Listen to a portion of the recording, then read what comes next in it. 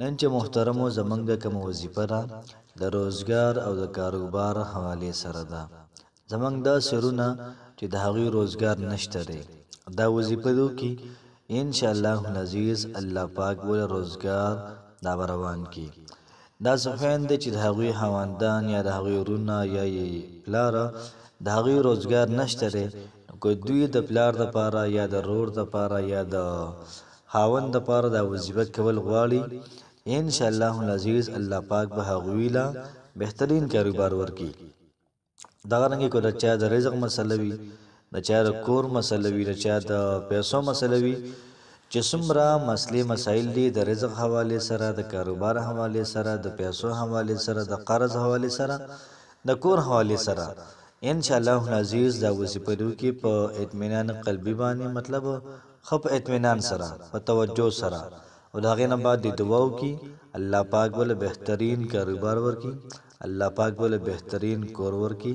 دغه رنګ چې سم د الله پاک نه غواړي الله پاک به ورکه ولا بسم الله الرحمن الرحیم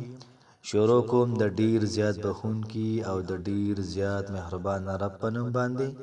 السلام علیکم ورحمت الله وبرکاته امید دربکم چې تاسو ټول به ټیک ټاکه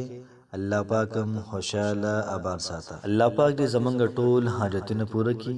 الله پاک دې زمونږ ټول مسائل د ختم کړي څومره خلک داسې دي بیروزګار دي الله پاک د هغوی له د حلال روزګار دا ورکړي نن چې محترمو زمونږ کوم وظیفه را نو دا وظیفه د مال او دولت حواله سره ده د کاروبار او د روزګار حواله سره ده د رزق د پاره ده کوڅو کم پتا سو کې تنگ دست وی او هغوی سره پیسې نشته لري هغوی دا وایي چې دومره پیسې الله پاک را کې چې زمونږ دا گزاران په تیریږي دا وظیفه دیو کې ان شاء الله العزیز الله پاک ولا بهترین ځکه کاروبار ورکی د هغه د وجب دوی به خوراک کوي دغه رنګ محترمو دومره پاورفل وظیفه را چې تاسو محترمو صرف وو ورځې را وظیفه وکي به تاسو تماشا کوي چې الله پاک تاسو کاروبار څنګه رواني ستاسو لا رزق الله پاک څنګه درکې ستاسو هر یو حاجت ستاسو هر یو خواهش دا الله پاک قبلې محترم وظیفه ډیره زیاته بهترینه ده ډیره زیاته اعلی ده او څومره حل کې دي محترم په دې وظیفه باندې هوی تجربه کړې دي نو یو قسم لا مجرب وظیفه ده نو کو تاسو غواړئ چې تاسو کاروبار هشي روزګار هم هشي او الله پاک تاسو لپاره هر رزق درکړي دا وظیفه وکړئ ان شاء الله العزیز الله پاک وستاسو حالت ته ډیر زیات بهتر کی وظیفه محترم او شرایط داري چې 15 وخت مونږ به مونږ باندې سره شروع کو ور سره به قرآن مجید تلاوت شروع کو او دې سره سره به ګناهونه نکو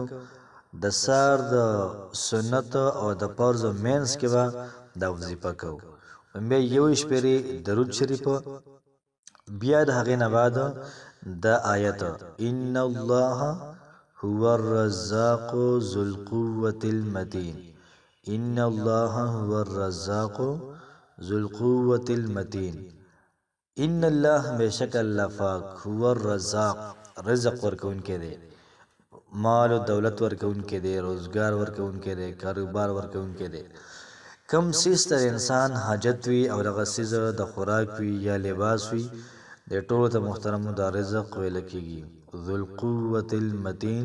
د ډیر زیات لوی قوت والده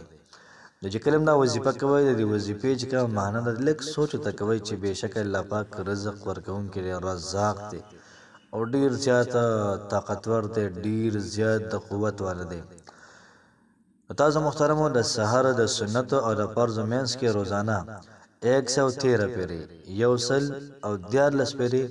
دا وظیفه شروع کړئ روزانه کوي ان شاء الله العزیز په یو هفته کې بستاسو حالت دا محترمو دا ډیر زیات بهتر بوي کوشش وکړئ چې وظیفه بخپل موقع او د داسې قسم لا وظیفو لپاره نور مرګرو سره دا ویډیو شریک کړئ چې هغوی مراشي او دا وظیفو کې نو تاسو د وجه کړ چې مالی حالت بهتر شي ډیر زیات بهتر خبره ده